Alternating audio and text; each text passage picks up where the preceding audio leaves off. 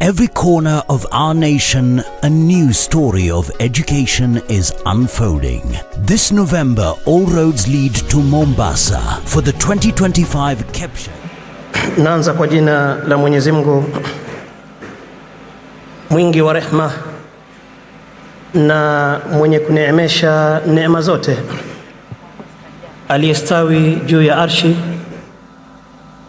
Turegesha tena shukurani za dhati kwa Mwenyezi Mungu Subhana kutujalia kukutana tena mara nyingine, na nitawaomba dakika moja kabla hatujaanza maombi yetu, tukumbushane kazi ya Mwenyezi Mungu. Mwenyezi Mungu hakosei katika kazi yake.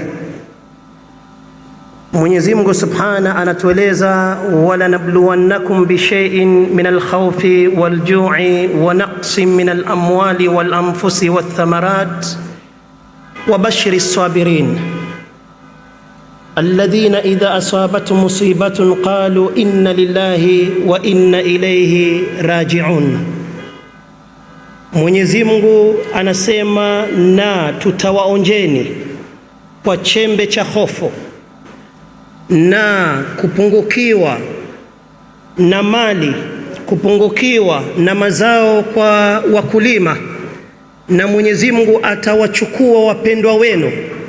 Mwenyezi Mungu ameifunga aya kwa kusema, wape bishara wale wenye kusubiri, wale ambao kwamba pindi wanapopatwa na mtihani, maneno yanayotoka kwenye vinywa vyao ni kuwa inna lillahi wa inna ilayhi raji'un.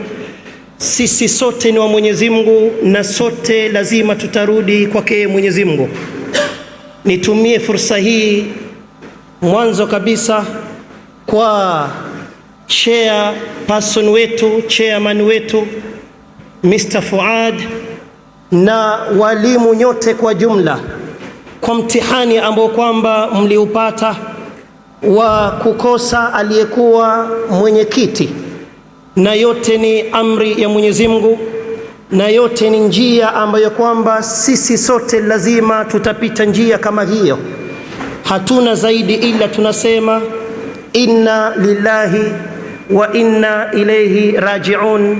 Sisi sote ni wa Mwenyezi Mungu na sote lazima tutarudi kwa Mwenyezi Mungu Subhana. Insha Allah, dakika zilizobakia tumkabili Mwenyezi Mungu kwa ajili ya maombi. Rabbana taqabbal minna innaka antas samiul alim wa tub alayna innaka antat tawwabur rahim. Rabbana atina fid dunya hasana wa fil akhirati hasana wa qina adhaban nar. Ya muallima Ibrahima allimna wa ya mufahhima Sulaymana fahimna. Rabbi zidna ilma warzuqna fahama.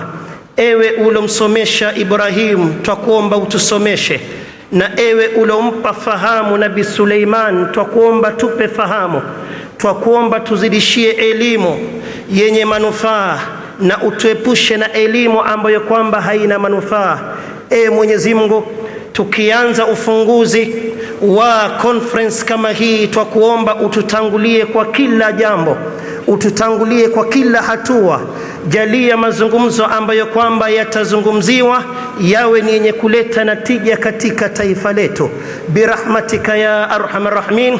Wa sallallahu ala nabina wa habibina Muhammad wa ala alihi wa ashabihi wa sallam, walhamdulillahi rabbil alamin.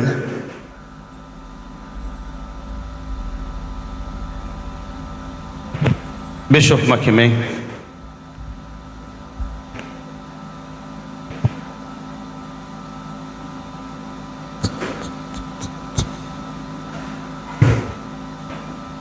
Good morning everyone.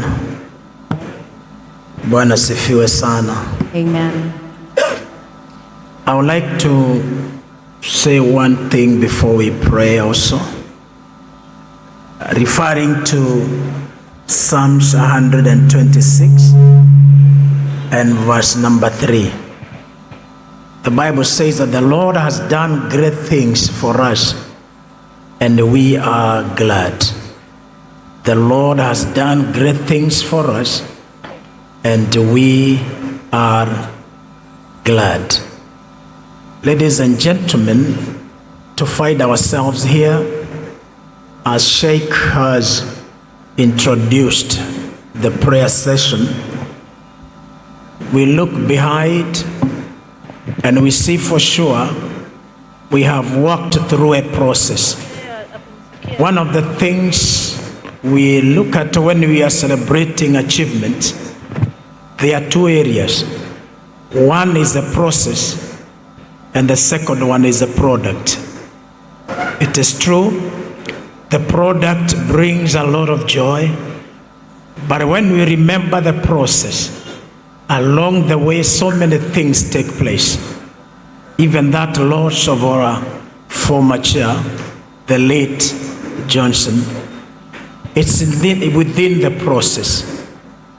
And the good thing with God is that He gives us the grace now to leave the past and we move forward.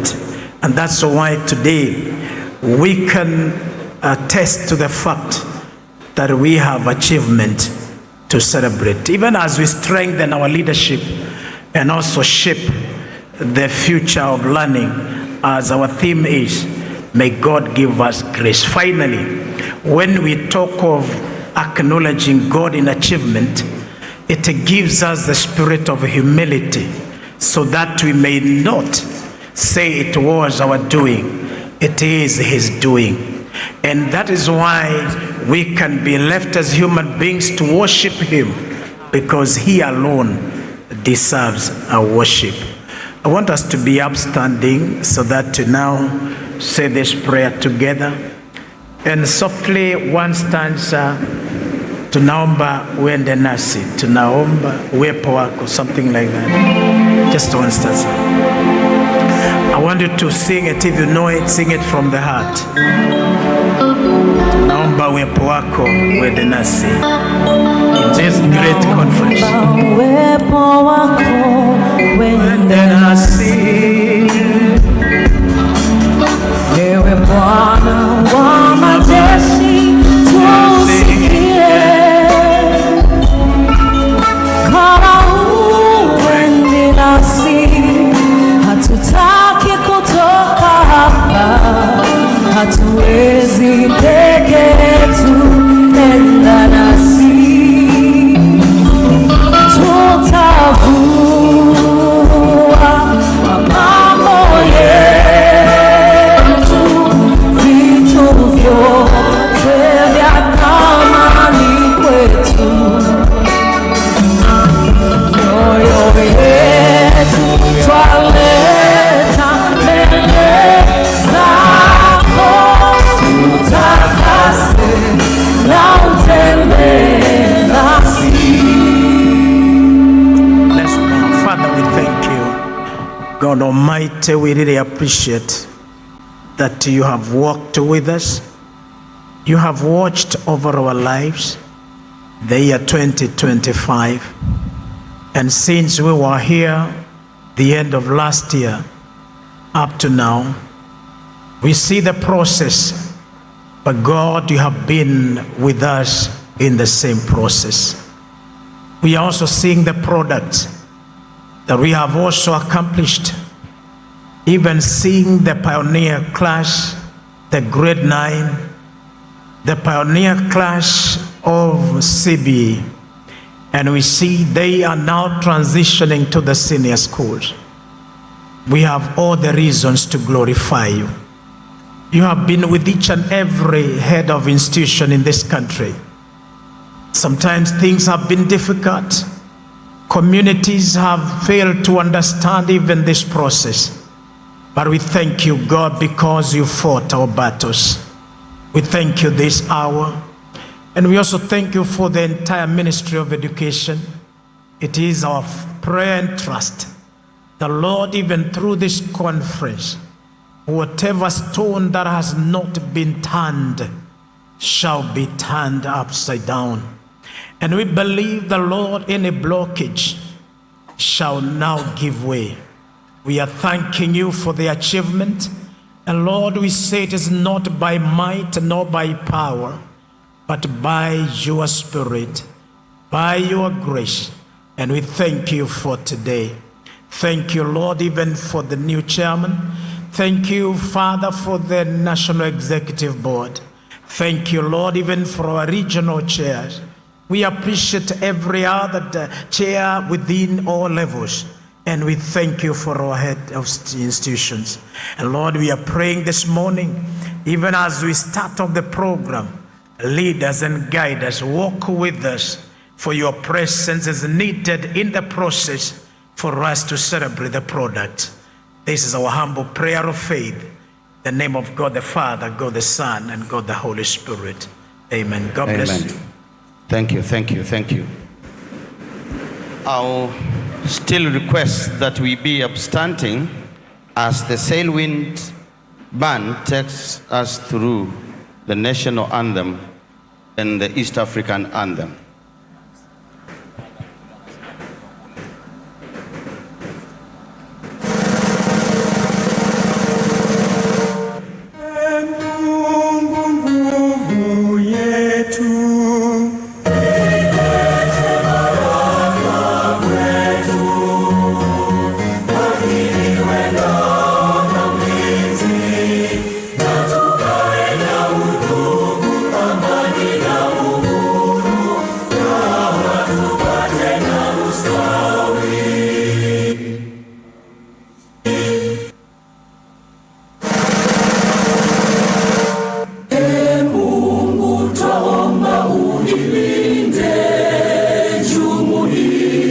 Afrika Mashariki, tuwezeshe kuishi kwa amani, tutimize na malengo yetu. Jumuiya yetu sote tulilinde, tuajibike, tuimarike. Umoja wetu ni nguzo yetu, idumu jumuiya yetu. Thank you.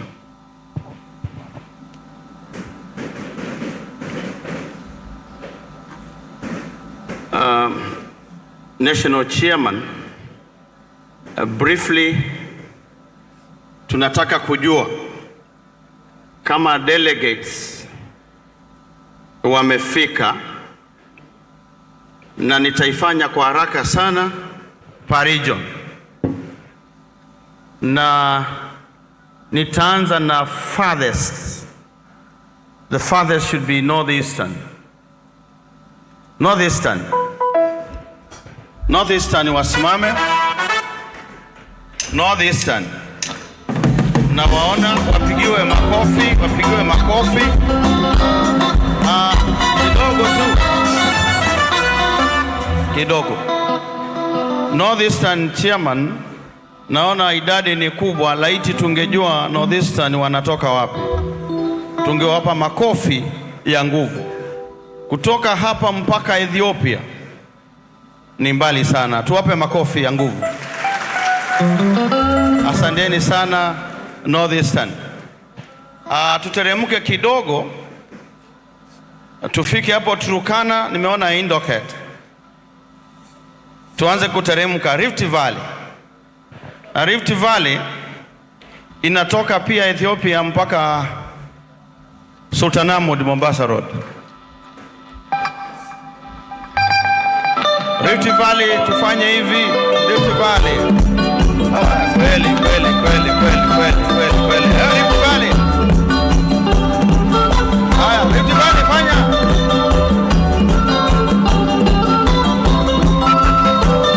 Thank you, thank you, thank you, thank you. Tuteremke kidogo. Majirani zetu pale Western. Western. Fanya hivi Western. Tuone. Makofi kwa Western. Thank you Western.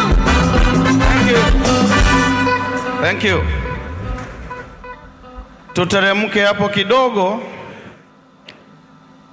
tupate wenzetu pale kutoka Nyanza ambao wanapakana na majirani zetu pale Tanzania. Si wajua majirani zetu wako pale. Haya, Nyanza tusimame. Ai, Nyanza kweli. Hiyo ni standing ovation hiyo. Nyanza. Wewe, twende kazi Nyanza. Nyanza.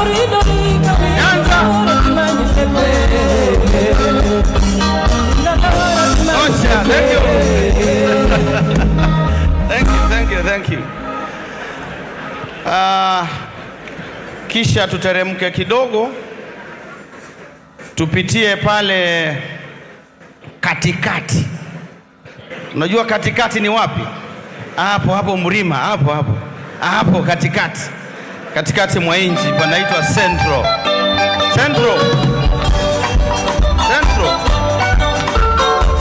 Tusimame. Wait, Central siwaoni. Central siwaoni. Wako bandele. Asante Central, thank you. Ukitaka vizuri wasikie waite watu wa mlima. Makofi kwa watu wa mlima. Thank you. Twende Nairobi, the capital city. Nairobi.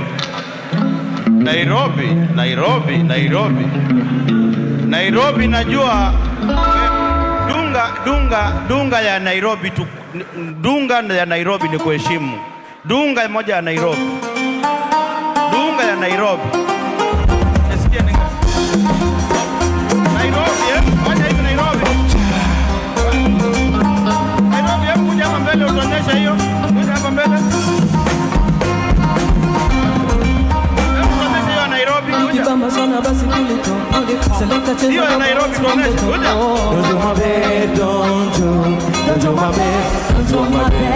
Don't just because we mash it up, fire we light it up.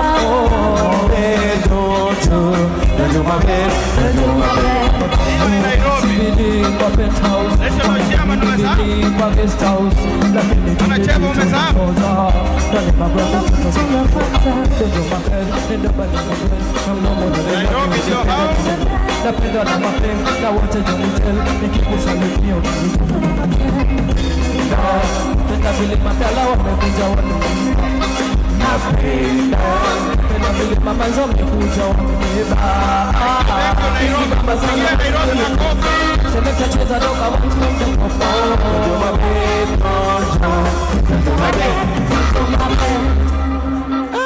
Sikujua Nairobi kama wana lebo.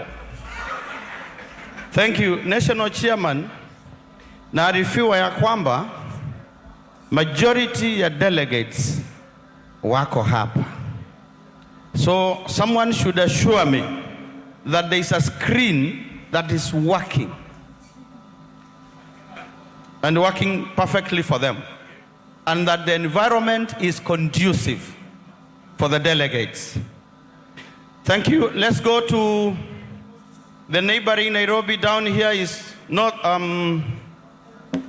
Eastern.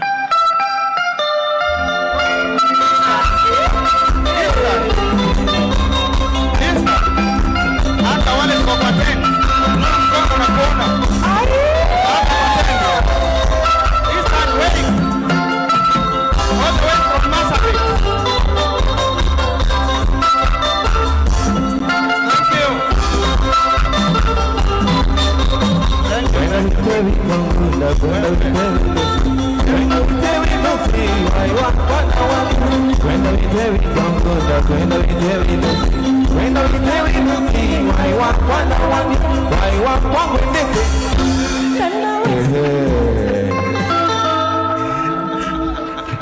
Sasa kutoka hapo nafikiri tumemalizana na bara.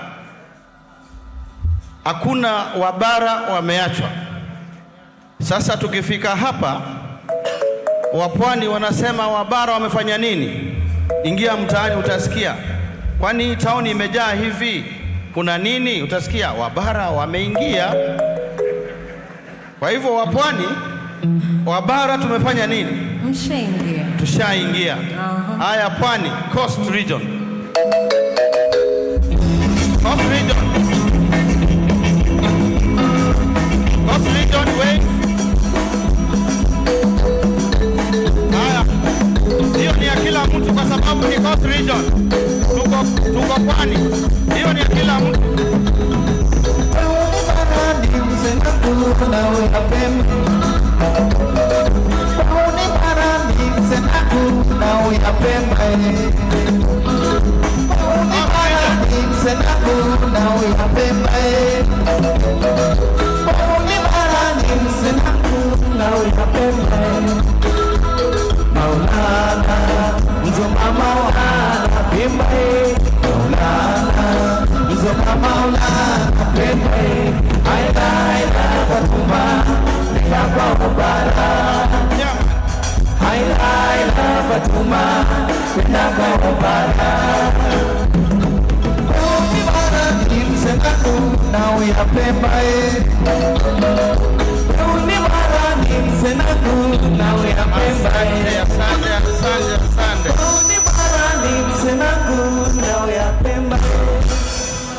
Wapwani nawapenda kwa sababu ya mwendo wenu taratibu, polepole.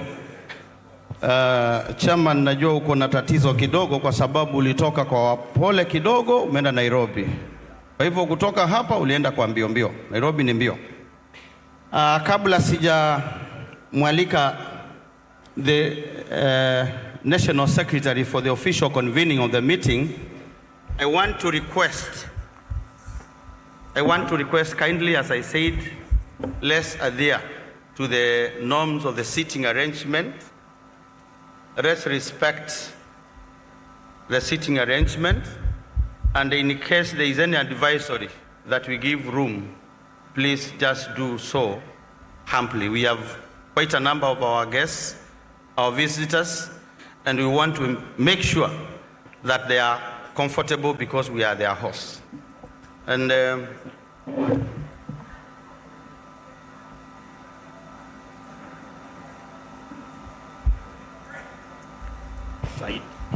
thank you. Na tafadhali yule yuko karibu na Ken ama Victor amwambie akimbie mara moja kwa ile tendi kubwa, ajaribu kuhakikisha kuna hewa safi. Kuna kazi kidogo ya kuinua hizo hema kwa sides ili hewa ingie. Tafadhali. And now it's my honor to welcome the National Secretary, Madam Irene Yaile, to officially convene the meeting. Madam Yaile. A clap for Madam Yaile. Thank you.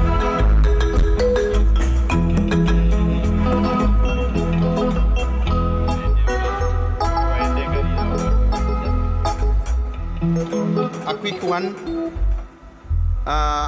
Gari number KCC 11L. KCC 11L. Uichukue mara moja kwa sababu imefanya blockage. KCE 015F. KCE 015F. Hiyo gari iko karibu kuvutwa. Tafadhali nenda uiokole. Asante. Karibu Madam Yaile. Thank you so much. Our Organizing and Publicity Secretary, our Chairman, National Chair, our members of the National Executive Board, dear delegates, ladies and gentlemen, good morning. Tusalimiane hivi tu. Thank you so much. Asanteni sana. We thank God this morning for the wonderful day that He has given unto us. We thank God for taking good care of us since last year such a time until today. I want us to reflect and remember that probably last year, somebody was seated next to you and that person is no longer there. But look at the grace of God that we are here, full of life, happy. We have everything to thank God for. Allow me now to officially convene this conference 2025. Delegates of the 2025 AGM and conference, I greet you all. On behalf of Kepsha, I welcome you to our annual general meeting and conference. We are grateful for your presence and thank you for your continued support. In reference to the Gazette notice dated 16th October 2025, inviting you to attend this AGM and conference under the theme CBE Transition, Celebrating Achievements, Strengthening Leadership, and Shaping the Future of Learning. And with the powers vested in me as the National Secretary of the Kenya Primary School Head Teachers Association, and in accordance with Article 10(3) of the Kepsha Constitution, I convene this meeting today, the 10th day of November 2025. Thank you so much. Karibuni sana Mombasani.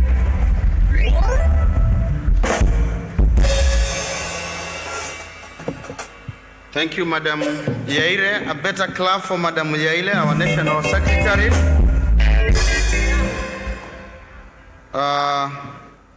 At this time, very fast, I want to welcome our National Vice Chairman,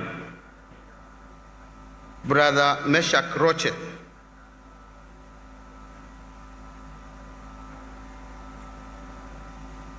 A clap for Mr. Roche, not Madam. Thank you. Thank you, brother. Good morning, ladies and gentlemen. Hello. It's a bit hot. We are at the coast, and this is what we usually come for, so we are used to this. And I expect a vibrant hall, being day one, and an occasion that we have been waiting for the last 1 year. With all the plannings, all the expectations, all the challenges, but by God's grace, we are finally here. I want to take this very first opportunity on behalf of the National Chairman Kepsha to welcome you to this occasion of our ADC 2025. We feel most welcome, feel at the coast, na mjisikie mko huru kabisa katika jukwaa hili la Kepsha. I want to say and repeat from where the organizing secretary left by saying that it has taken the pain and sacrifice of our colleagues even to do the planning for the hall. Hence, I am asking all the delegates, please sit where the seat is arranged. Do not carry the seat next to your friend. Leave it there and go and sit where it is. If you don't find space, we have a lot of space even at our dome tents with proper visionary projections that will enable you to see all that is happening within the hall. So please let us adhere to that. It is very important because this is an orderly house. Kepsha is known as a house of order, and kindly let us adhere to that. Today, funnily enough, we were projecting, and the treasurer was trying to remind me that each and every year, day one has seen a lot of scramble in the morning. But coincidentally, today, it is the reverse. And hence, people are still streaming in even as late as this time. So kindly, honorable delegates, kesho tujaribu kidogo. Let us pull up our socks and ensure that you observe punctuality, because by tomorrow 8, we shall be starting the program. So let us observe punctuality, tujaribu kuingia mapema kidogo, ili we finish our programs on time. This is a very noble day to us, as even we are expecting His Excellency the Governor of 001. So when he comes, he should find us seated, arranged and ready to welcome him into the hall. Lastly, I want to say that when you are coming into this particular area, there is an arrangement for security. That is why we usually line up at the gate. Please cooperate with our security operators so that we make life bearable to all of us. Let us be our brother's keeper. And this is only possible if we honor all and sundry according to the program. Otherwise, feel most welcome. Let us be ready. Remember, we are expectant. Even tomorrow, we are expecting none other than number one in the country, even to do a follow-up on our State House visit. So don't worry, be happy, come early and get prepared for the occasion. Asanteni na mjisikie mko huru na mmekaribishwa. Thank you always. Thank you, our very able National Vice Chairman, Brother Rocha. Maybe one more before I usher in our entertainment crew for one piece. Kindly ensure that you have a bunch. That's part of security. I realized I didn't have mine, but I am getting it soonest. Ensure that you have a bunch. If there is anyone seated next to you without a bunch, then you have all the reason to explain why you don't have it, because that is suspicious. And we have instructed our security that anyone seen around without a bunch must be frog-marked outside. So kindly you risk. If you don't have a bunch, please come and report to us that you don't have a bunch, so that we can record. That when you are being frog-marked outside the gate, we know that there is someone who reported. Whether you are an exhibitor, a visitor, or so, make sure that you have a bunch. And before I invite Mr. Makazi, utakaanza kukaribia. Na kabla Bwana Makazi hajachukua usukani, nataka niwaombe one piece.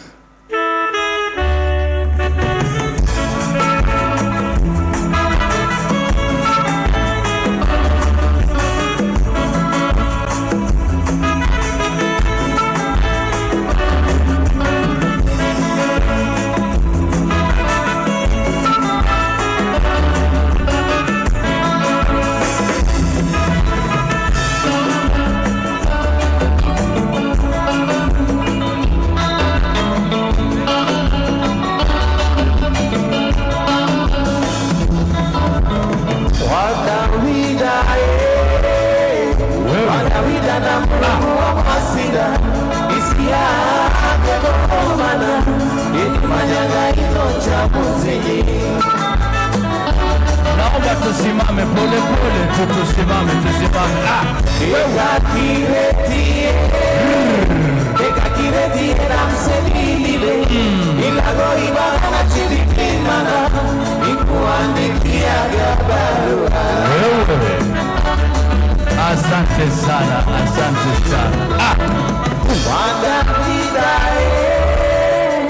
Wadavida na Mungu wa Masida. Nafuta watu watatu wape big high five, watu watatu. Twende. Big high five hapa.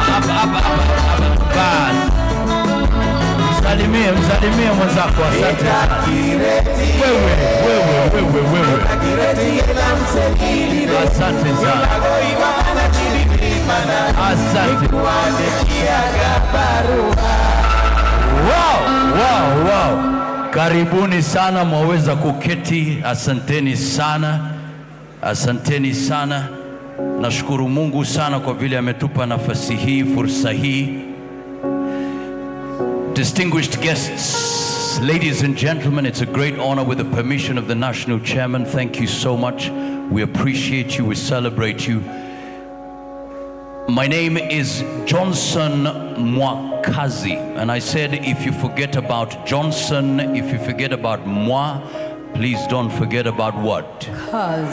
Kazi, sio? Yeah. Na niliwaambia kazi iliyo kubwa na yenye ishma kubwa ni gani? Kazi ya waalimu, sio? Basi jipigieni makofi bana.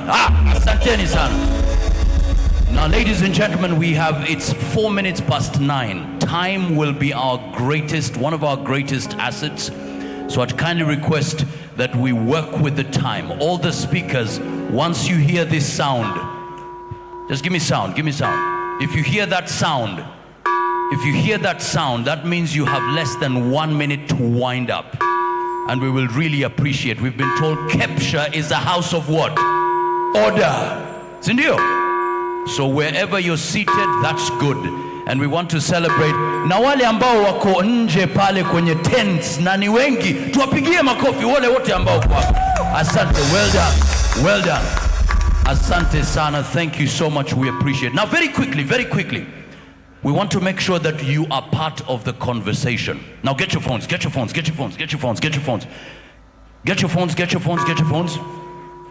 Now go to, you can see on your screen, you can scan the QR code. Scan the QR code. Once you scan it, you'll see a thumbs up sign. Click on it. We want to make sure those who are outside in the tents, you can communicate during the panel discussions. If you have a question, if you have a comment, we want to make sure that your voice is heard. Okay, so you can scan the QR code, or you can go to menti.com, that's menti.com, that's menti.com, or and then you can enter the code. The code is on the screen, 83124138. It works simply like this. Let's move on to the next page. We're asking you a simple question. Which county do you represent? Everything on your phone, just type it in. Just type it in. I can see the National Treasurer, Bona Kennedy is typing in, fantastic. Many things I can see the National Secretary, Irene, is also typing. So Nairobi is here, Mombasa is here, Garissa iko hapa, West Pokot, Baringo, Kericho, Bomet, Kisii, Meru, Kilifi. Well done. Keep it coming. Don't miss out. We want to just prepare you so that you can post your comments and questions. Anytime we have a session in front here, you will use that platform, and definitely we'll have microphones positioned in the different areas so that your voice is well heard. Continue on. Vihiga. Fantastic. Oh, this is good. Well done. And guess what? We will also have very simple quizzes, and you will get a gift out of it. So you need to use this platform. Very important. Okay. Final question. Let's go right now. Final question. Let's move on to, what are your expectations? We're talking about the CBE transition, celebrating achievements, leadership and all that. What are your expectations? So that it's not just I came, I attended, but my life was transformed. What is your expectation? What are your expectations? Digital learning, to learn new skills, certificate. Let's go down. CBE sensitization, get knowledge, gain knowledge, connections to engage. Let's go, good presentation. Let's go, promotion to DI. Let's go to learn more on CBE transition, celebrating the CBE achievement, digital learning, understand my role in CBE better, more enlightened. I hope our speakers, our panelists you're hearing, these are the expectations, so please speak to those expectations. Improve leadership, better understanding of CBE, get more on NEC assessment, be empowered, learning new knowledge, get informed, go back changed, enjoying myself. Aha, we need that. Be a better manager. Wow. Ladies and gentlemen, this is good. Keep them coming. Right now we want to kick off And as we prepare, we want to celebrate indeed leadership, the power of leadership. And we're about to just watch a video just to appreciate one of the great leaders we knew and we know, a great inspiration. So eyes on the screen as we celebrate this great man.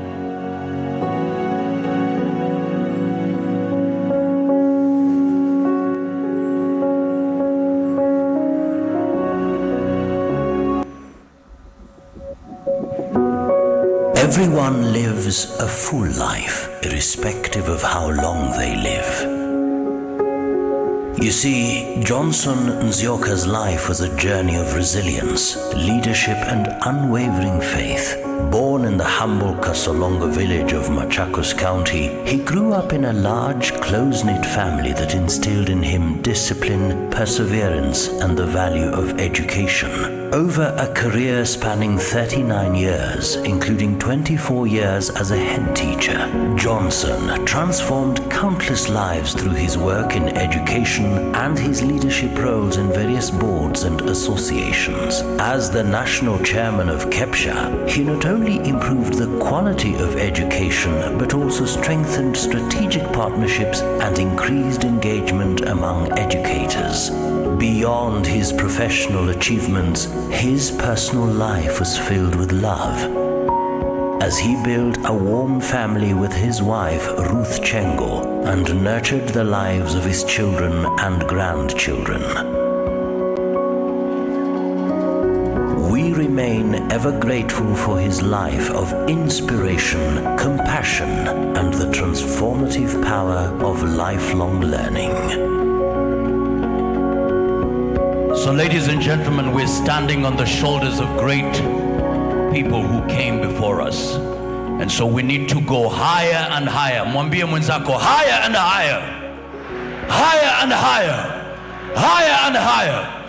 Ladies and gentlemen, now to take us to that level where we move on into a new season with renewed strength, vigor, and commitment, let's have the video once again. Please welcome. He is the national chairman of Kepsha and principal of Nairobi Primary School with over 30 years of experience in education, including 20 years as a head teacher. A respected Kiswahili author and KICD council member, he is committed to strengthening school leadership, digital learning and inclusive education for all learners. Please welcome Fuad Abdalla Ali. Makofi tafadhali to the national chairman Kepsha. Karibu sana. Ndio wale uliotukata, kasema tufiki mbali, sasa tumejipata. Sisi ndio wale uliotukata, kasema tufiki mbali, sasa tumejipata. Thank you very much. Thank you, our MC. Assalamu alaikum. Alaikum salam. God is good. All the time. And all the time. God is Mungu ni mwema. kila wakati. Na kila wakati. Mungu ni mwema. We would like to thank the Almighty God for enabling us to be here this morning. And I want to thank my entire executive team, all Kepsha officials, and all members, all our partners, and every stakeholder on board. Ladies and gentlemen, a year has passed. Last year, a similar time like this, we were here. And I was addressing you as your national vice chair by then. With that in mind,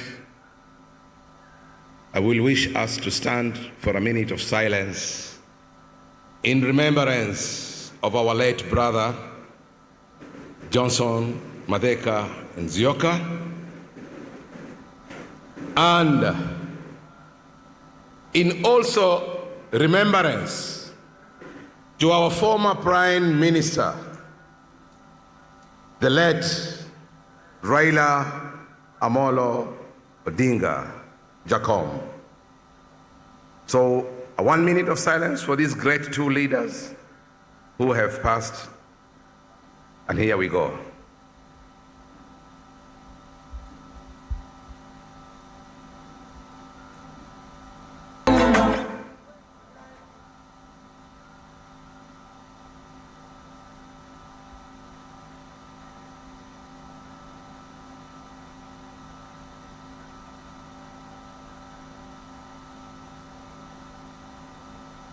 Thank you. May their souls rest in eternal peace.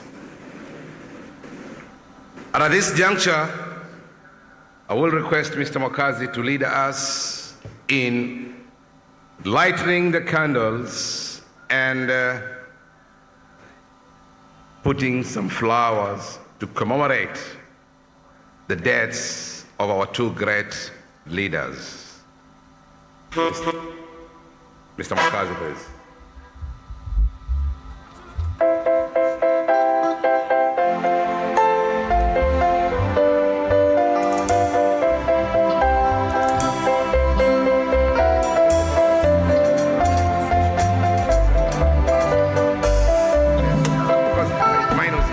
On the bay where the night will be, on the sunshine daily on the mountain top. I took a trip on a sailing ship, but when I reached Jamaica, I made a stop. But I'm sad to say I'm on my way. Won't be back for many a days. My heart is down, my head is spinning around. I have to leave a little girl in Kingston town. But I'm sad to say I'm on my way. Won't be back for many a days. My heart is down, my head is spinning around. I have to leave a little girl in Kingston town. Down at the market you can hear ladies cry out while on their head they beat. Ackee rice, salt fish are nice, and the rum is fine any time of the year. But I'm sad to say Naomba tusimame sote tuombe. Asante sana. That candle. My head is spinning around. I have to leave a little girl in Kingston town. But I'm sad to say Asante sana. Won't be back for many a days. My heart is down, my head is spinning around. I have to leave a little girl in Kingston town. Asanteni sana. Thank you so much. Thank you so much. Thank you so much. Mwaweza kuketi chini.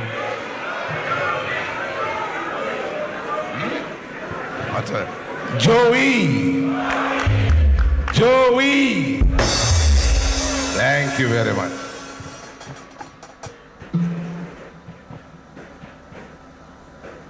And again, as we are waiting for the flowers, we'll also request you to stand again and ask the band to play us Raila Jidwale.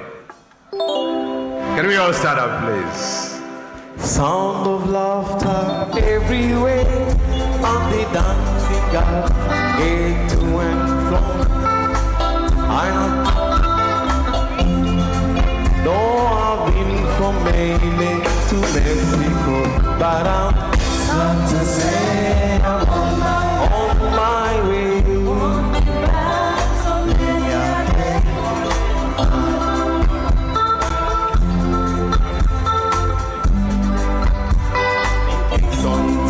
But I'm sad to say I'm on my way. Won't be back for many a days. My heart is down. DJ hapana leta mchanganyiko. Leave a little girl in Kingston town. DJ hapana leta mchanganyiko. DJ, hebu tunasikia ile Rero ni rero or Raila Jidware. Jide panya kuleta mchanganyiko. Rero rero ni rero, rero ni rero, rero rero ni rero. Asemaye kesho ni muongo, asemaye kesho ni muongo. Rero rero ni rero, rero ni rero, rero rero ni rero. Asemaye kesho ni muongo, asemaye kesho ni muongo. Rero rero ni rero, rero rero ni rero, rero rero ni rero. Asemaye kesho ni muongo, asemaye kesho ni muongo.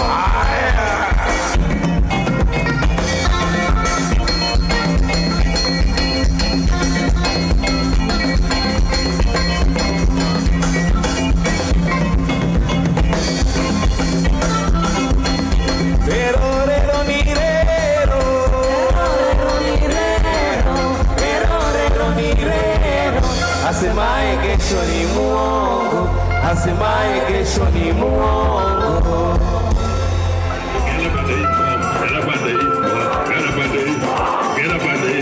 Haiwezekani.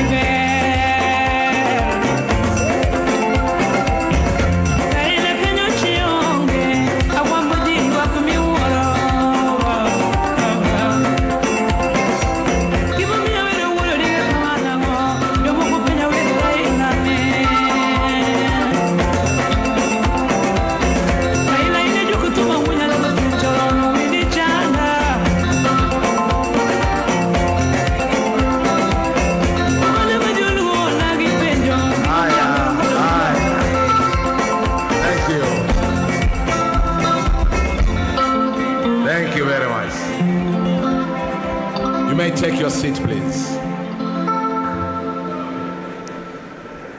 So, ladies and gentlemen, we shall repeat the commemoration of our great leaders again when our chief guest arrives. But in the interest of time, I would like to introduce the National Executive Board, the team that is the engine behind all what is happening here.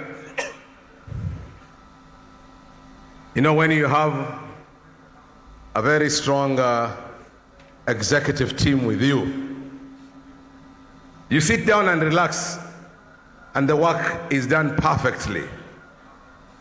Did they do their job? Did they do their job good? How do you grade them? How do you grade them? Exceeding what? Give them a big clap then. When you have sharp minds under you, sharp brains, sharp men and women, si unakaa tu kazi inafanywa and the credit comes to you, si ndio? Si credit yote inakuja kwako, lakini kazi imefanywa na waume na wanawake ngangare. So let me introduce this team. From my extreme left, brother Kasongea hapa mbele, Nicodemus Musyoka, the National Organizing and Publicity Secretary. Makofi kwake. My brother Osikedi. Osikedi is a NEB member, the young task in the group. Karibu sana. Our spiritual leader, who is also the Deputy Organizing and Publicity Secretary, Dr. Bishop Mckini. Bila ya huyo mzee, let me leave this to last. Madam, the women power, the new women power in the house. Sister Masinde, asante sana. Our Deputy National Secretary and the man in charge of security. You are here and you have no problem. Mr. Ndirangu Francis. Thank you very much. Brother Radiala Jacom. NEB member. Thank you very much. The man who is always making sure that I sleep tightly and I have no problems. The man who is next to me, none other than Mr. Roche, the National Vice Chairman. Now, the only lady so far in that position, the fastest ever lady secretary, a female national secretary, Madam Aire Diaile, and congratulations. Kuna jamaa bila yeye hapa tungefukuzwa hapa. Bila yeye kusaini hizo machecks na kuhakikisha all goes well. And this guy, please, I want all of us to be his security. All of us. Whenever you see him, sawa sawa. Sione hivi ni jamaa wa nguvu sana. Brother Cheva, who is the national treasurer. We have the secretariat team. I don't know where they are right now. They are very busy. Can you please come? If you are close there, led by Rebecca. May I request the chief admin in the national office headquarters, Madam Rebecca Otieno, to introduce her team. Introduce them wherever they are. Hello everyone. I think some of us are busy doing other things, but I'm joined here with Carol. Carol Silla is in charge of programs and communication. And there is Kennedy Oduor. Kennedy Oduor is our finance officer. And then we have Winnie. Winnie is admin assistant. And then Linda, who is our office manager. Thank you.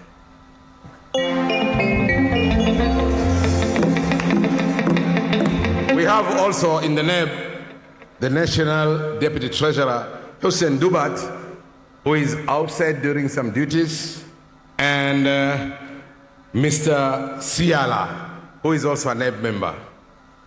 So ladies and gentlemen, sijui niwakaribishe Mombasa, kwa sababu wajua Mombasa nimefukuzwa. Nimekimbia Nairobi. Niwakaribishe Mombasa. Yes. Kwa hivyo nasema karibuni sana Mombasani. Hata kama nimekimbia nimekuwa mtu wa Nairobi, east or west, but home is the best. So karibuni sana Mombasani. Let me take this opportunity also to introduce our RCs, the regional coordinators, the 8 regional coordinators. Please come in front. Just come in front so that hii ndio Kenya yote.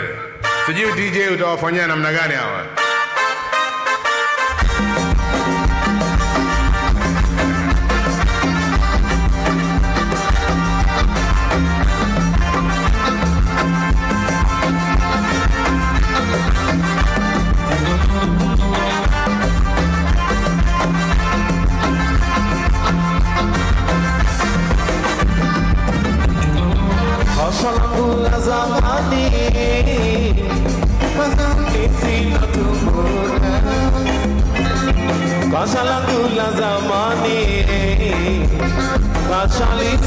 Thank you. Thank you, DJ. Jamani, wanawake mpo? Wanawake mpo? Mambo yanaenda kibadilika. Angalia hii timu. Mko ndani ya mko ndani? Muko ndani, ndani, ndani. Wapi nduru ya wanawake? Let me take this opportunity to ask Brother Ali to introduce his team. Thank you very much, our able National Chair, all the guests present, our National Executive Board present, dear delegates, Assalamu alaikum. God is good, and all the time. Sawa, karibuni Mombasa.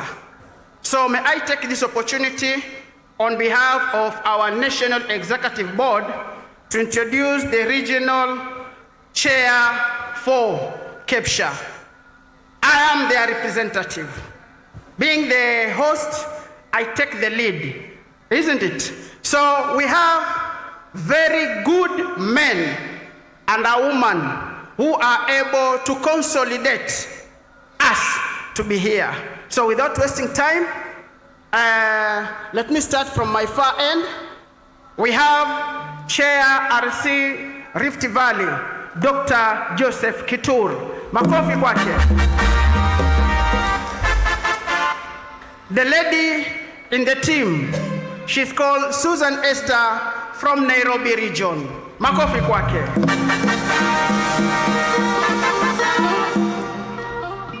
We have the Nyanza representative is called Mr. Eli Ondiek.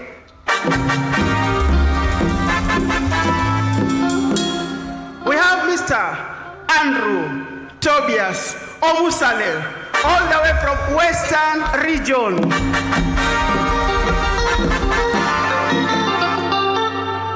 Our brother from Northeastern is none other than Hassan Farah.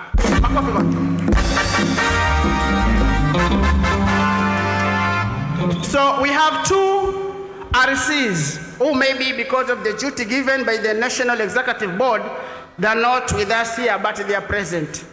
We have the RC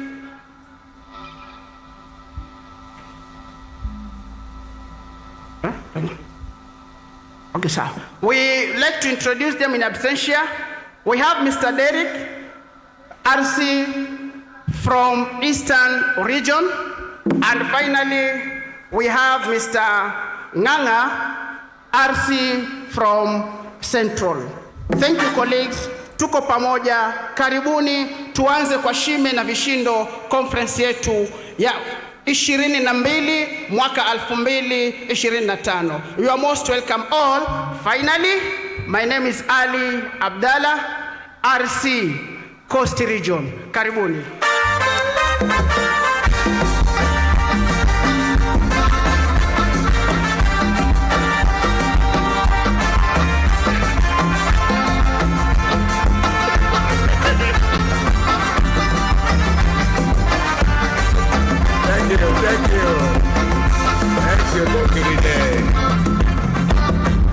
Thank you. Wajua watu wa pwani na ngoma, anaweza kukesha hapa akakula ngoma mpaka asubuhi. Thank you very much, RCs. We have a very strong team by the name National Governing Council. Wherever you are, a member of the National Governing Council, please stand, including the NEB members. The National Governing Council, makofi kwao jamani. Makofi kwa National Governing Council. This is a representation from across the country. Before you sit, just where you are, let's appreciate also any county and sub-county chairs. I know the county chairs are in the NGC. The sub-county chairs, wherever you are, please stand on behalf of your sub-county. The sub-county chairs. Tusimame kidogo. DJ wape kitu kidogo, the sub-county chairs. And then, makofi kwao jamani.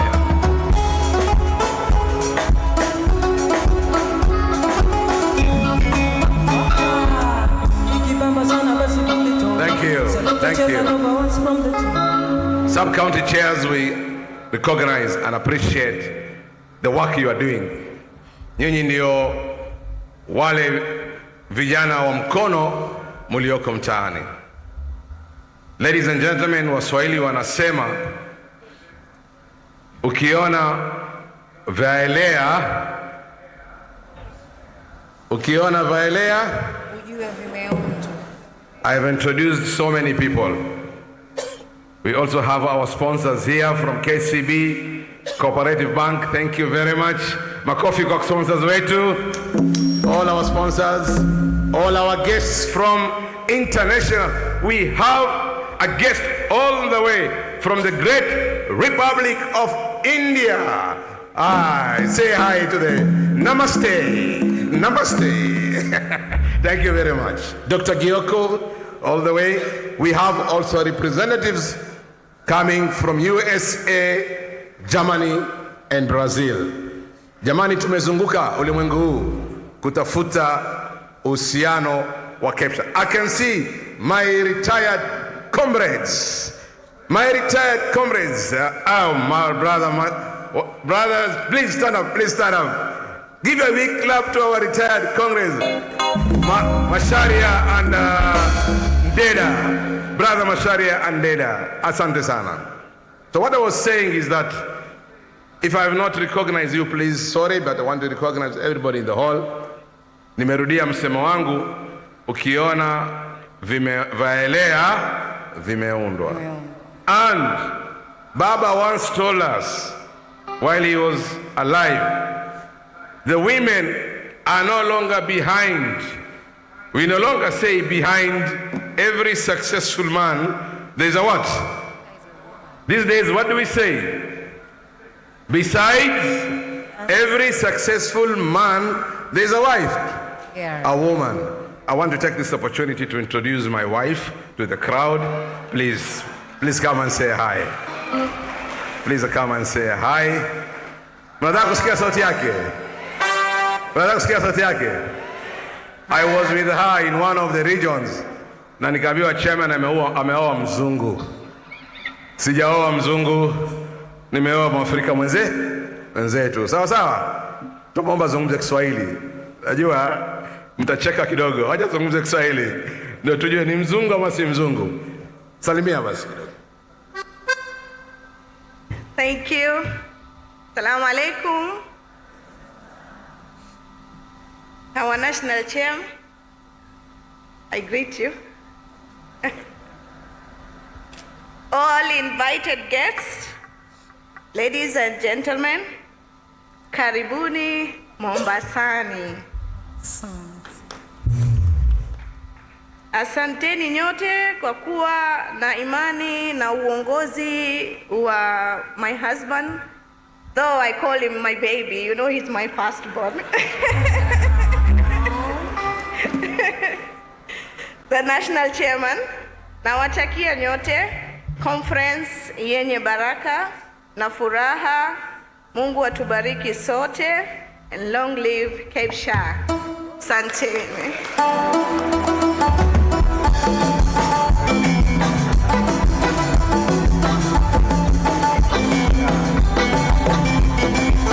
Amejaribu. Thank you.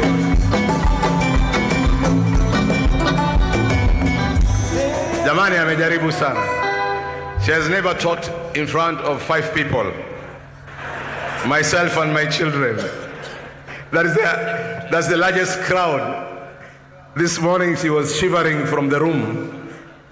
She didn't take breakfast and she's still having butterflies, but she made it. Congratulations.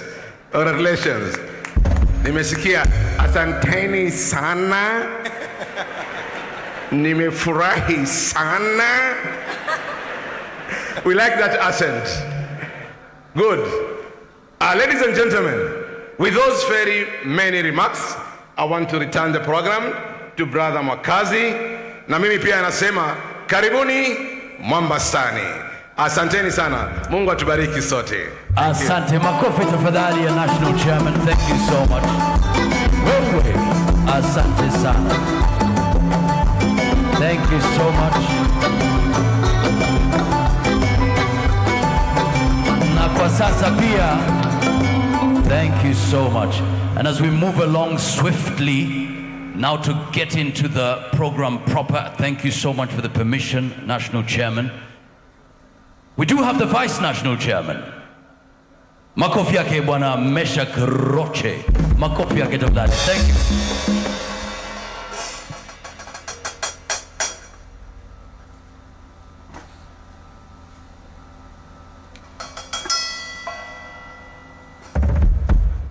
Okay, atakuja kutuzungumzia baadaye, lakini kwa sasa naomba tuangalie the recap of the 2024 Annual General Meeting and Conference Resolutions. To take us through that, ladies and gentlemen, please welcome.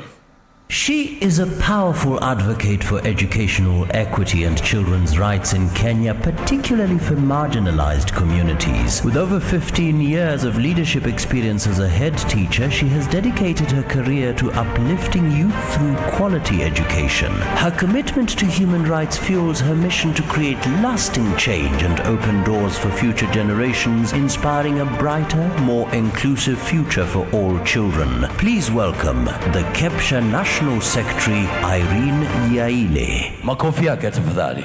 Karibu sana.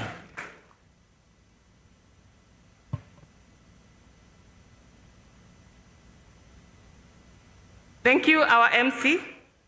Ladies and gentlemen, the Kepsha Chair, distinguished guests, colleagues and partners, ladies and gentlemen, allow me now to take us through the recap of the 2024 Annual General Meeting and Conference Resolutions. It is my honor to briefly reflect on our collective journey since the 2024 Annual General Meeting, a defining moment that strengthened Kepsha's voice, unity, and vision for transformative school leadership. In 2024 AGM, the 2024 AGM was historic, not only for its record of 16,031 delegates from all 8 regions, including head teachers from the Dadaab and the Kakuma refugee camp-based schools, but also for marking the official rebranding of Kepsha under our new motto, empowering leaders, transforming education. This rebranding symbolized a bold shift from managing schools to inspiring transformation across Kenya's basic education, aligning seamlessly with the aspirations of the 2023-2027 Kepsha Strategic Plan, which envisions empowered, ethical, and innovative school leadership for sustainable education outcomes. The AGM, therefore, set the tone for a renewed Kepsha, more visible, more collaborative, and more strategic in influence. We go now to the core resolutions, starting with a roadmap for transformation. The 2024 AGM reaffirmed Kepsha's strategic focus on strengthening school leadership, promoting teacher welfare, ensuring equity in resourcing, and driving the successful implementation of the competency-based education CBE reforms. The resolutions were anchored on 3 key areas. The first area was recognition and professional dignity. Delegates called for the formal recognition of primary and junior school head teachers as principals, reflecting our expanded roles in managing comprehensive schools. We also urged for clear career progression beyond job group D1 and fair promotion for teachers who have advanced their qualifications. So the progress on that is that Kepsha participated alongside the Kenya National Union of Teachers, that is NAT, in consultation on the proposed collective bargaining agreement, advancing the case for improved recognition and support for school heads. In partnership with NAT, KUPPET, KESHA, and KUSNET, Kepsha also engaged directly with His Excellency the President of the Republic of Kenya, presenting a unified call for recognition, motivation, and leadership growth. This dialogue has yielded a firm government commitment to review leadership structures and strengthen support for school heads going forward. Resolution number 2 was on resourcing and equity. Delegates urged for timely release of capitation funds, deployment of qualified bazaars, and equitable funding based on verified learner data. We also emphasized fairer funding mechanisms, recommending that resource allocation rely on verified learner data rather than birth certificates. The progress on that is that the Ministry of Education's transition from NEMIS to KEMIS now responds directly to Kepsha's long-standing advocacy for accuracy, transparency, and accountability in school resourcing, a key strategic objective in our institutional reform agenda. Our resolution number 3, system strengthening and learning conditions.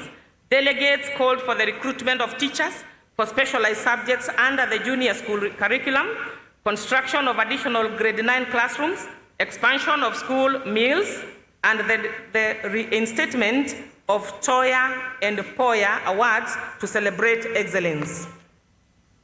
The progress on that is that in a direct response, the government committed to construct 1,600 physical science laboratories in the year 2025-2026 fiscal year, and to recruit 20,000 junior school teachers in the financial year 2024-2025. We continue to engage with the Teacher Service Commission on the Poya and Toya awards. This is tangible evidence of responsiveness to Kepsha's advocacy for equity and improved learning conditions. Kepsha's institutional progress. We want to look at the progress that we have made as an institution. Since the 2024 AGM and rebranding, Kepsha has moved from resolutions to institutional transformation in line with our strategic plan's pillars of governance, partnership, and capacity building in this respect. 1, regional coordination has been strengthened through structured sub-county engagement and improved financial accountability. Kepsha partners have expanded with the KCB Bank, CIC Insurance, Usawa Agenda, and others, enhancing members' welfare, leadership training, and institutional resilience. We have actively participated in high-level engagements with His Excellency the President of the Republic of Kenya, Her Excellency the First Lady, and senior policymakers at the Ministry of Education and the Teacher Service Commission to advance teacher welfare and education quality. Kepsha has been a consistent voice in the national policy dialogues, including the county education dialogues, the national conversation on CBE, and World Teachers' Day celebrations, media discussions, and education town hall meetings, amplifying the collective voice of school heads in shaping education policy. The 2024 regional conferences themed Advancing School Leadership for Sustainable Development, Local Solutions for Global Goals, deepened members' engagement and reinforced the rebranding spirit of renewed unity and professionalism. Celebrating milestones and partnership. Building on this strong foundation, 2025 has ushered in renewed energy and strategic collaborations.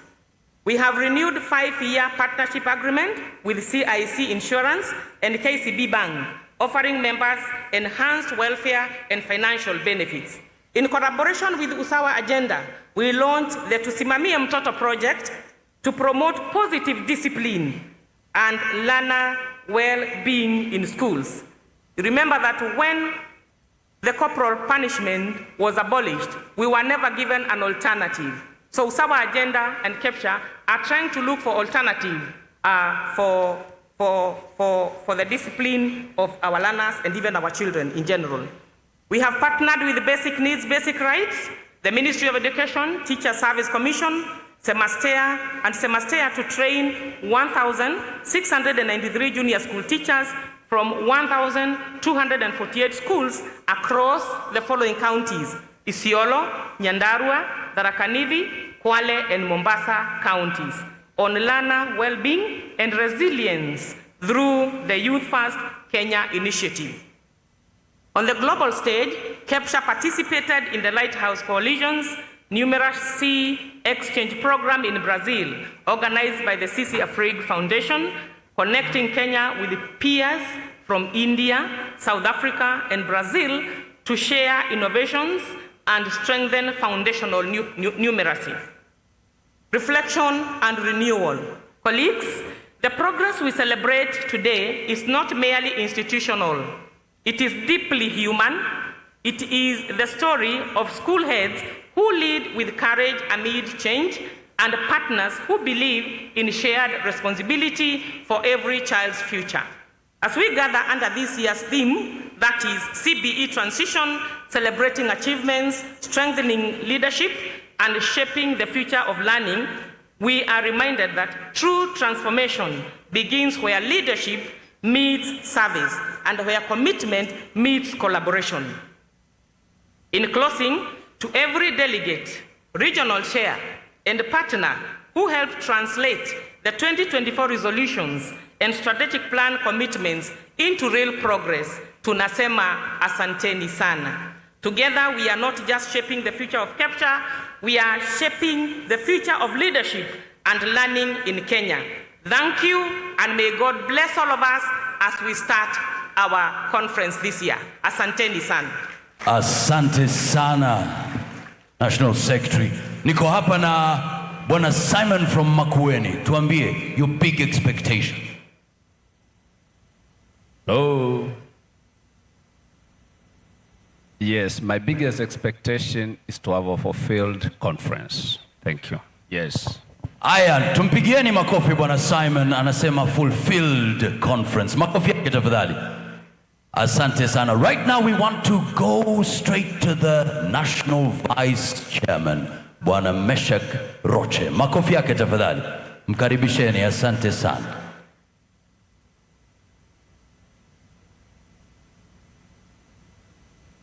Thank you so much, our MC, for taking us this far. One more time, and here, with a very small and simple exercise. As per our National Secretary, we are officially starting the AGM 2025.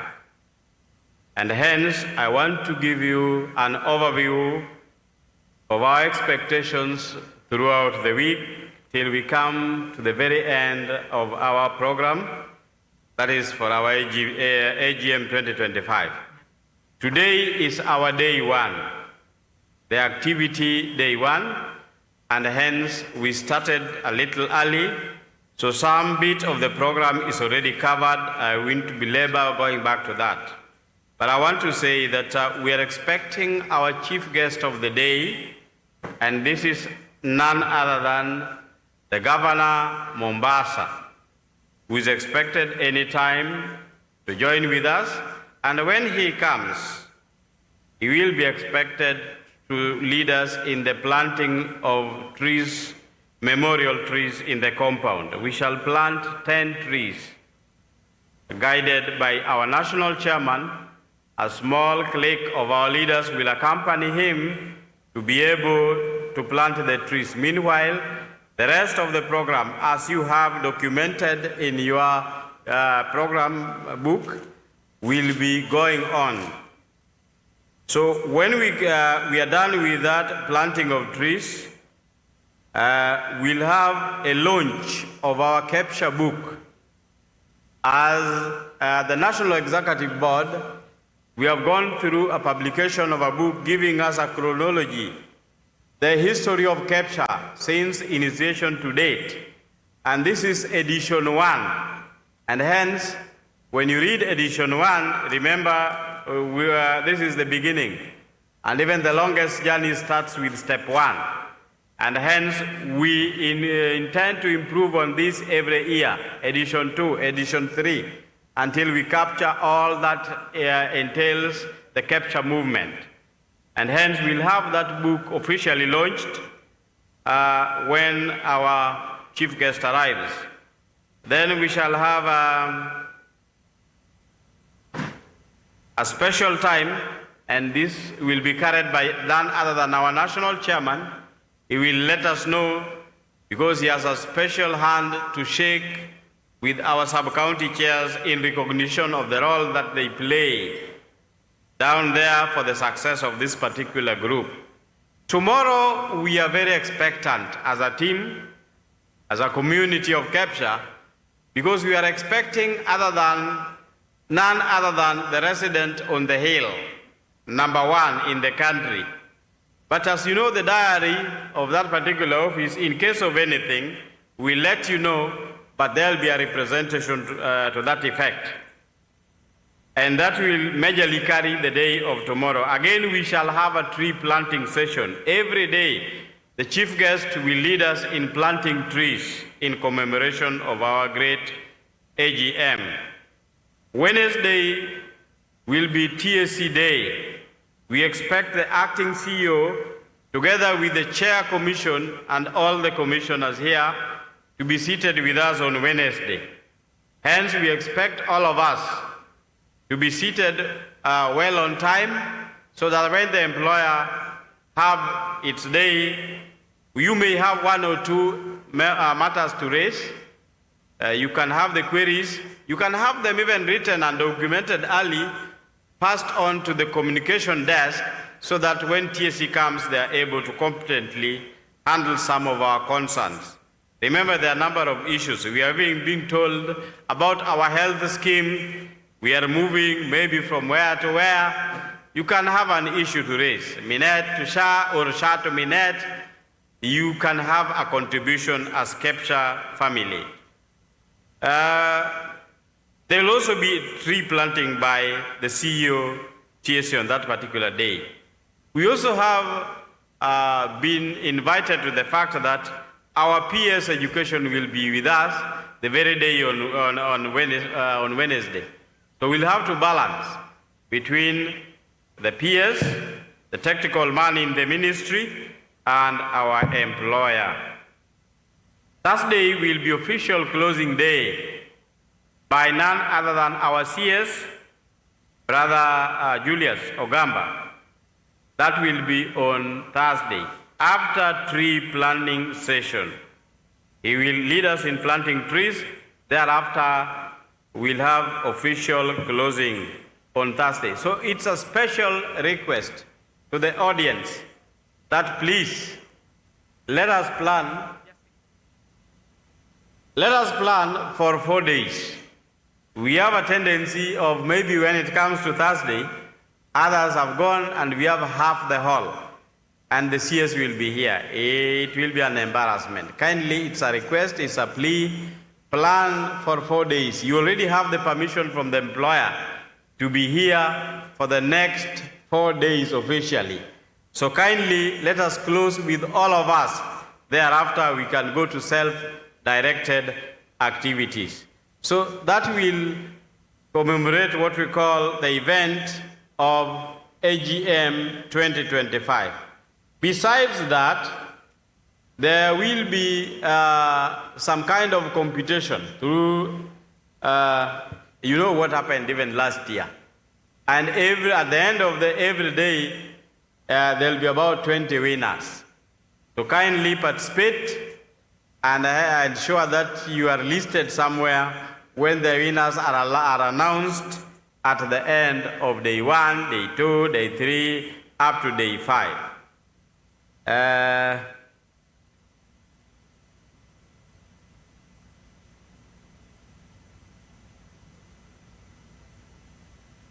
The secretary is coming in with an input, and after that we continue with the rest of the program. Thank you so much. I'm sorry that I'm coming back. I forgot to get a proposer and a seconder for the resolutions that I just read. Please let us have a proposer for the resolutions that we just read for the sake of records. To put a proposer and a seconder. There is a hand up there. Yes. Mengo Martin from Nyanza, I propose. Seconder. Please give us your details, whoever proposed. I cannot even see you. Where are you? Where are you? Proposer? Kuja tu mbele hapa kwa secretariat and give your details. Let us have a seconder. I can see one standing.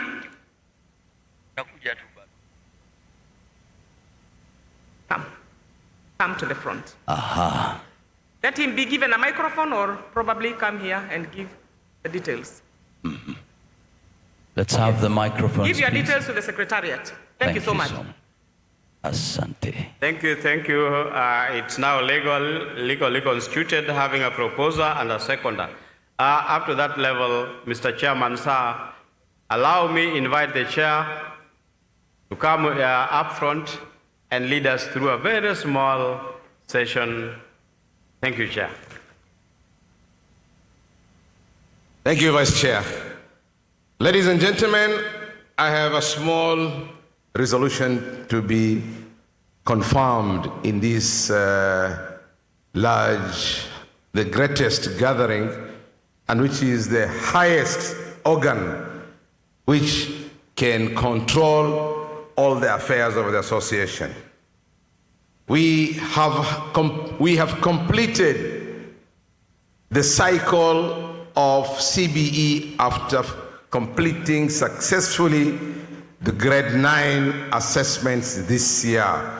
And that shows that we are now through with PP1 up to grade 9, very successfully competency system, and that is a comprehensive system. And I want to give ourselves a big clap for the very successful exercise and the kind of work that you did for the last 15 years, making sure CBE becomes a success. And that is why today we are talking as a success story.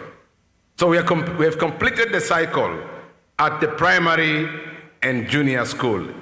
Therefore, that tells us that we are now a complete, comprehensive school. True or not true? Are we not a complete, comprehensive school? Yes, we are. Are our schools known as School X comprehensive schools? Are they labeled that way? Are they labeled that way? Most of them, senior, including mine, you will see that all our schools and our buses are written comprehensive schools. In that case, what is a comprehensive school? It's a school that is made up of an ECDE, a primary section, and a junior school. Is that so? Does that mean a comprehensive school? And under the Presidential Working Party on Educational Reforms defines comprehensive school as a school that consists of an ECD, a primary school, and a junior school, and headed by one head of institution. Is that so? So we are soon going to look at your titles, either to move it from HOI, to move it from head, to move it to a principal. That is the story of another day. But for today, that we have completed, and it becomes a resolution. We met with NGC, we met with NEB, and we have agreed that from today, henceforth, we need to rebrand ourselves from Kepsha to Kepsha. As many as for the opinion say, I. Wakazi, I want that to be recorded. Yeah. As many as for the opinion to rebrand Kepsha to Kepsha, say I. As many as for the contradicting opinion say nay. The ayes have it. Yeah. And from now on forth, we are going to rebrand ourselves from Kenya Primary School Heads Association to Kenya Comprehensive Schools Heads Association. Is that the case? Wow. Kepsha hoye. Kepsha hoye. We are only changing one letter. That is letter what? P. From letter P to letter C. Is that okay? Are we in agreement? The other logistics will come later. I know the Constitution will be involved and so many other things. We wanted your consent from this gathering that we can move from Kepsha to Kepsha, na asanteni sana. Mungu atubariki sote. Thank you. Makofi tafadhali to the national chairman. Asante. From Kepsha to Kepsha. Let's focus here. Jina lako na? My name is Andrew too. Makofi ya bwana Andrew. Bwana Andrew yuko hapa. From Kepsha to Kepsha, unafikiriaje? Nimeunga mkono kweli kweli. Umeunga mkono kweli kweli. Asante sana. Tumeunga mkono kweli kweli. Sasa basi tunataka tuende moja kwa moja. In the next 5 minutes, time is also something we need to take care of. Wacha nikuulize ndugu yangu, jina lako nani? Bwana Evans. Bwana Evans, makofi yake tafadhali. Unamfahamu mtu ambaye anaitwa Wambugu wa Kamau? Namfahamu. Unamfahamu? Aya, mwambie karibu sana. Karibu sana. Makofi ya Wambugu wa Kamau. Karibu sana, dakika 5 utuzungumzie kwa njia yako halisi. Asante sana, karibu sana. 5 minutes. Oh yes. Tunataka tuwekewe ngoma tuchangamshe wa Kenya. Haya. Mtumishi. Yes. Wamekataa kuweka ngoma bwana. Wataweka muziki hapa. Sisi tunaweza imba. Baba ni jazero. Kaya hapo. Tuko hapa. Haya tuimbe. Baba haya ngoja. Umesema hawa ni hoi.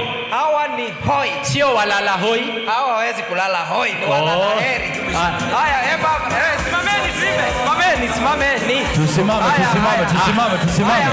Haya, watch go. Makofi. Niweze kumushinda shetani. Baba unijaze roho. Niweze kumushinda shetani. Kanyaka DJ, shikilia. Oh yes. Shikilia DJ. DJ shikilia. Aya, kuza ule yako karibu na wewe, confirm kama ni binadamu. Angalia kama huyo ni binadamu bwana. Ni binadamu, si ndio? Mpatie high five, mwambie karibu Mombasa. Mimi nitawakaribisha mkikucha Western, sawa? Haya, you can have your seat please. We can have your seat. Sasa mtumishi. Oh yes, bwana Wambugu. Sasa hawa mahoi. Semeni hoi. Hoi. Huyu ndio hoi mkubwa zaidi. Kabisa. The fattest hoi. Na ako poorless. Ako very poor. Unaona kama ako na mapua? Ana. Very poor. Tunasema ako poorless. Yes. Sasa tuko na monthly planner. Hebu waelezee monthly planner. Umesema hii ndio inaitwa monthly planner. Monthly planner ni kazi ya hoi. Unakuwa na CBC monthly planner, unapanga mwezi yako yote kwa hii kitabu. Oh yes. Hii kitabu inaitwa monthly planner, na ukiwa hoi lazima ukuwe nayo 500. Ukitaka kujua utaendelea, kuna ingine. Hii iko na ile subjects combination zile mlikuwa mkifanyia grade 9, na zote zimewekwa hapa 595, na zote ziko katika career pathway yake STEM, Arts and Sports Science, na huyu ana represent Arts and Sports Science, na huyu ni nyanya yake. Kabisa. Hello. Na huyu jamaa ako na ujinga sana. Mimi nilisema ujinga ni kazi. Praise the Lord. Amen. Haya. Na ni mwalimu alifanya. Tuko na ingine. Hii inaitwa The 7 Personalities. Ukiwa na hii unajua personality ya watu unakaa nao. Kwa mfano, kuna mmoja anaitwa the wheelbarrow people. Huyo ni mkani sasa. Ni mzazi yule anakuachia watoto wabebe kama wheelbarrow. Yeye ajali kama wanakula ama wakuli. Halipi fees. Ama wale wanaitwa. Ama wao ndio wanaenda, hao ndio wanaitwa wazazi deadbeat. Deadbeat dad. Ndio wheelbarrow. Na kuna wengine wanaitwa the mosquito people. Hiyo iko hapa. Hii ni 500. Oh yes. Hello.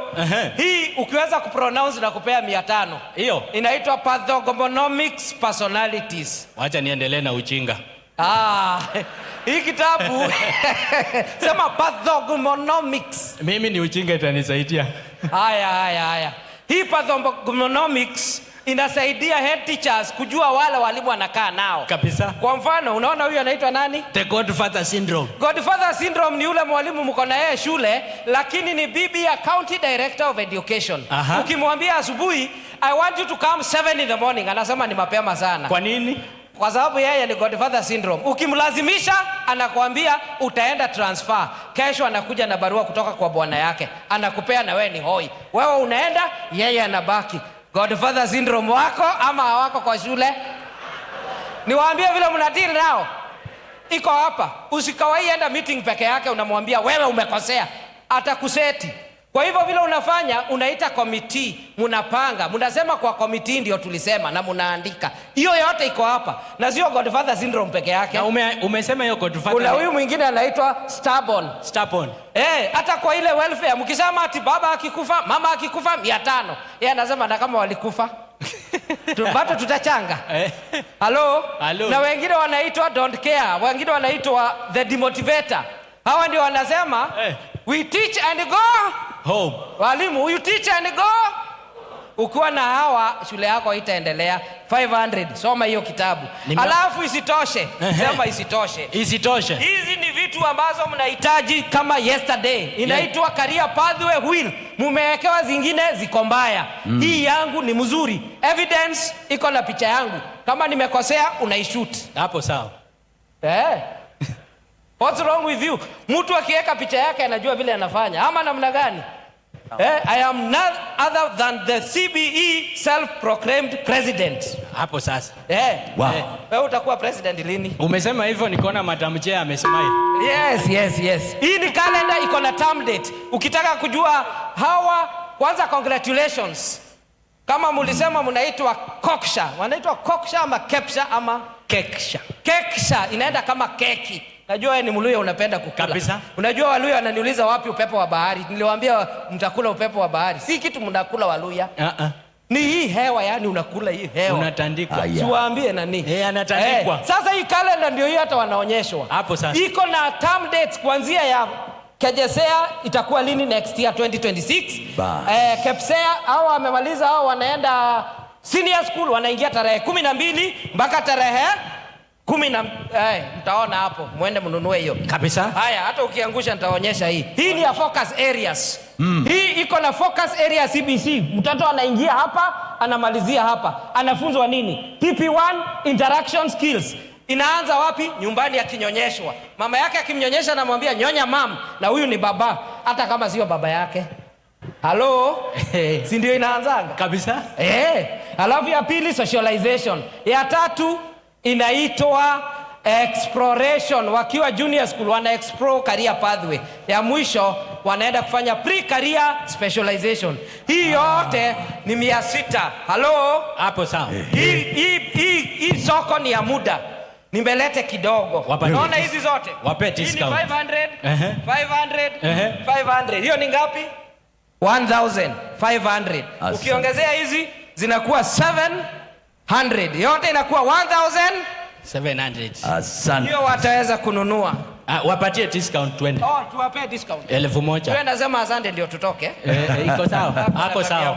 Anachunga mshahara. Yaani unasema asante badala ya kutuambia tuendelee. Makofi. 1000 shillings unapata. Wale wanataka ni leo. Leo ni leo. Ule anataka achukue. Wewe nani twende? Tunapitia pande. Asante sana, makofi tafadhali. Haya, asanteni sana. 1000. Thank you so much. Thank you so much. Kwani unapitia nyuma kwa nini? Pitia hapa. Nimesoea jikoni. Tusalimie pipi ya chairman. Ndio huyu. Pipi ya chairman. You are fine? Huyu asalimiwe na mkono. Wewe namna gani? Silikwambia hii discipline. Sorry. Asante sana. Up next, ladies and gentlemen, Kurasa Africa, 5 minutes. Kurasa Africa, we want to celebrate all our sponsors. Thank you so much for your partnership. 5 minutes. Once you start talking, your timer starts ticking. Go ahead, Kurasa Africa.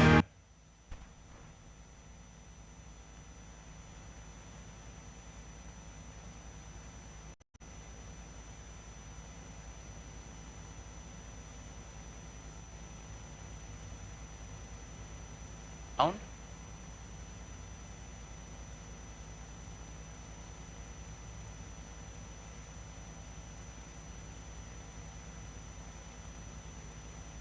Good morning. Good morning. Good morning. Are you having a good time? Absolutely. It's very hard to speak after the two have spoken here. But it's good to see you. You're looking very wonderful. And once again, my name is William Nguru from Kurasa Africa. And last year we were together. We thank God to be together once more. Thank you, Chair. Thank you, Kepsha. And all our schools that we are working with. Last year we said that shule ni mwalimu. I'm just waiting to have my presentation here. So last year tulisema shule ni mwalimu. Tulisema aje? Shule ni mwalimu. Shule ni mwalimu. So today I wanted us to discuss a new concept that we have, discussing about the same, based on the challenges that we encountered and the feedback ambayo tulipokea when we visited your schools. And the key that I want you to remember coming out of here is that what you don't measure cannot improve. Let's say it together. What you don't measure, you can't improve. Again, what you don't measure, you can't improve. So why am I saying this? Because we have a measure of outcomes. Wangapi walifanya KJSEA kwa shule? How many did KJSEA? They had watoto walifanya KJSEA kwa shule zenu. Hello? So that is going to measure how we performed in the comprehensive school. Correct? So the second thing is, when do we measure and how do we measure? Because before we did KJSEA, as a head teacher, you go and ask your mwalimu, and you ask your teacher, are we ready for KJSEA? So this is an example of how we measure in the kitchen. Kuna yule ambaye anapika, then they serve. And the alternative is, unapika ukionja. So one of it is formative assessment. Ukiwa unaweka chumvi, you are able to measure, and you do it as you go. Optionally, unaweza kuserve chakula ambayo hujaonja, kisha ukaweka to the users, na ndio mara ya kwanza hiyo chakula inaonjwa. So this is the reality on the ground, that even when your teacher tells you that we are ready for KJSEA, we are ready for Kepsha, or any other national exam, a lot of the times the reality on the ground turns out to be very different. Tulisema tuko exceeding expectation, that is what our teachers are telling us. Lakini when we do the exam, we still find that that is not the case. So these are the questions that we asked ourselves. What causes that difference? What causes the gaps? Are they visible? Are we able to tell why the children don't perform as we expected? How do we support teachers? Because teachers are the ones who are doing this work. And how can it be visible? And then what tools are needed? And this is what we do at Kurasa. We are an assessment company. So we have introduced what we are calling Mwalimu Insight. So Mwalimu Insight is a further progression to Mwalimu Digital, which we were offering last year. And this is an understanding checkpoint that a lot of schools, and this year we were able to go into about 200 schools. We have just done it in the recent term in about 45 counties. And what is this? It's a common standardized test that we come together and take, and then we are able to do the analysis and get the actual positioning. Because this is the other struggle that we do. Even if we know that we are below expectation, how does it compare to another school? Are we able to say that we are below expectation, but our below expectation and another school's below expectations, are they the same? Are the expectations standard? So this is why we have introduced Mwalimu Insight. And Mwalimu Insight is a benchmarking tool that is based on Kurasa that helps you to know, if you do an exam, how have you performed against other schools that possibly have done the same exam? Are you able to, and this is just based on counties. We had counties, sub-counties, and you're able to even generate outcomes based on this. So it's also for parents. They're able to get text and to know how their learners are performing against the standard benchmark, and they're able to have better confidence against this common understanding checkpoint. Let's move next. So it's coming at a small fee of 60 shillings. So what we have done is we have revised Mwalimu Digital, which we were offering last year. And this year you only need to just take this paper. We're going to do it together as a midterm paper from grade 4 to grade 6.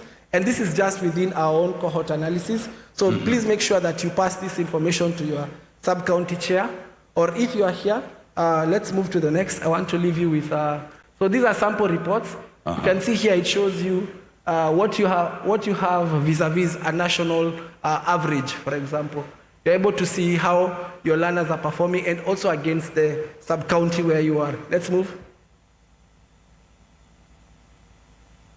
Yeah, so this is just feedback that we have received. I could see exactly where my class is and why they were struggling. And you can see another one on the PSL paper. So like I said, this is a physical paper that will be delivered to your school. And the license also gives you access to Kurasa, which allows you to lesson plan, to scheme, and all the other tools that Kurasa offers. Let's move. I'm trying to respect your time. So there is the deadline for this is going to be in January 16th. That will be the latest time that you can take the order for the paper, which we will do in February. That's the midterm paper. But today we have the 60 shillings discount. After the conference, we will be back to the 100 shilling per paper, per learner charge. Let's finish. So right now, if you are in this room, please take note of this code.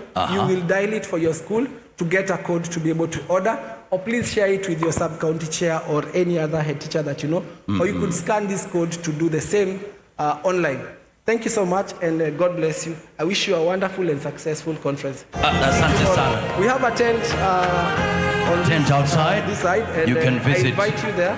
Thank you so much. We have some gifts for some of our good customers. All right, there will be gifts for Kurasa. Makofi out over that. Thank you so much. And thank you for respecting the time. We have a very tight schedule for all the speakers. Please note, we'll give you the time once you hear the gong. The gong sounds like this. So that's your gong. It means please wind up so that we can achieve all that we have today. Now, a very quick announcement. Those who are seated, standing on this particular side, we have a big tent with huge screens just for you. So you don't have to stand. We want to make sure that you're seated and you are following the proceedings in the best way possible. On the other side. If you just go around.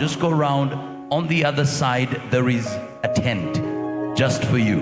Asante sana. Ladies and gentlemen, very quickly, we want to move on to the next sponsor. We have Mckini Arts Production, 5 minutes. Mckini Arts Production, once you start speaking, your clock will be ticking. 5 minutes. Go ahead. All protocols observed, ladies and gentlemen, good morning.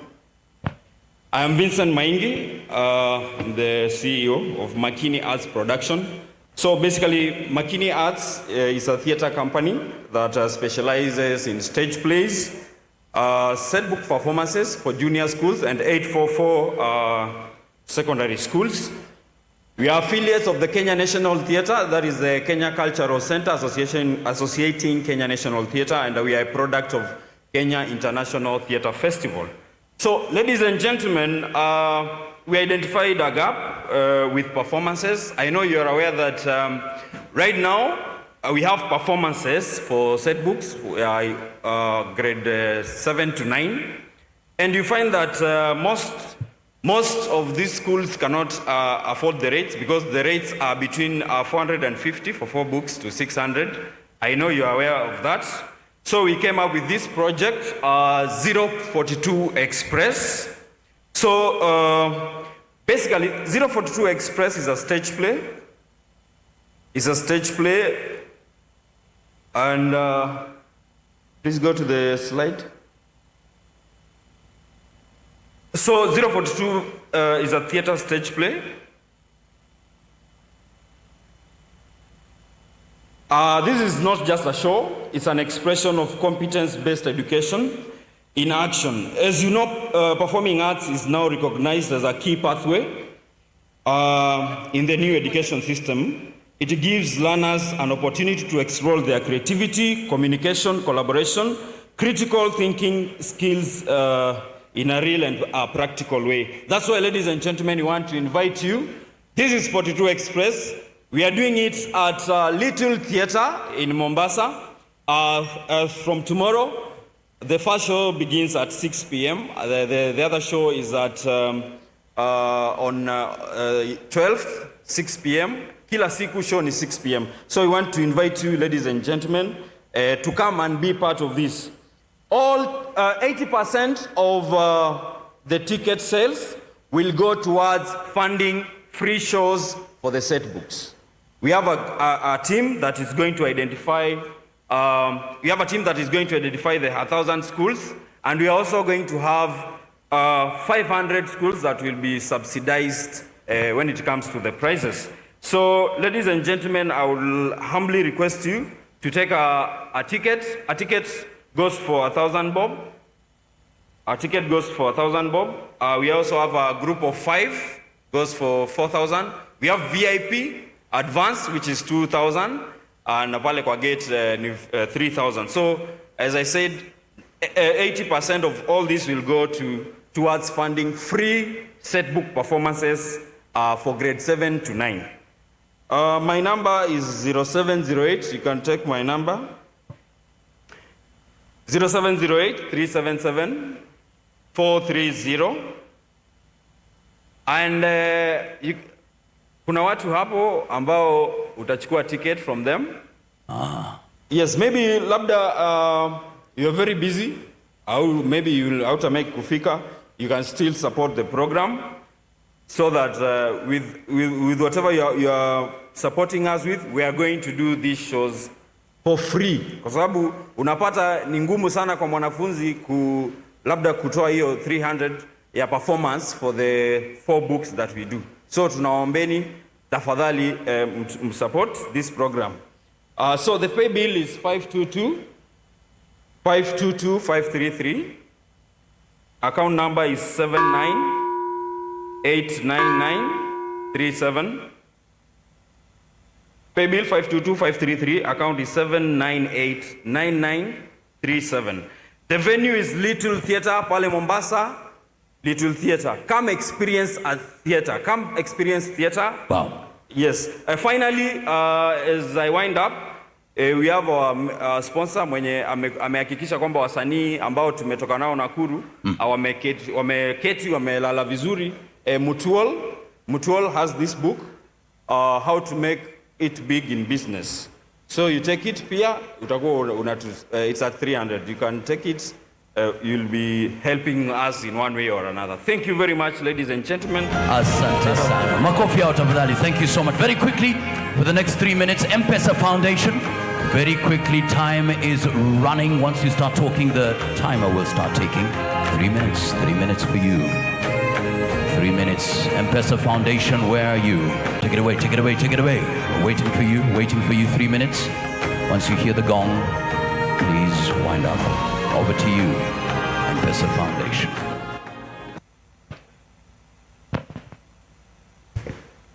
Thank you, all participants, all protocols observed. Good morning. Hamjambo.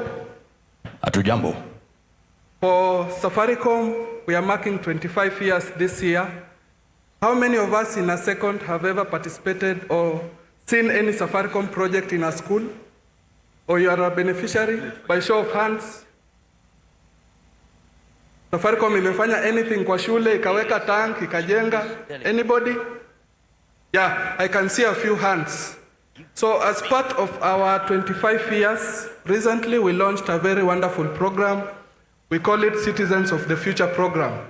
And there we want to partner with primary schools and all learning institutions to fully improve and enhance infrastructure in 600 schools by 2030. What do I mean? That we want to select and improve the entire school, build it anew, afresh, to give students a fresh experience of learning in 600 schools. We want you to participate by nominating a school. Nominate your school so that in January, when we start reviews, your school can get a chance to participate.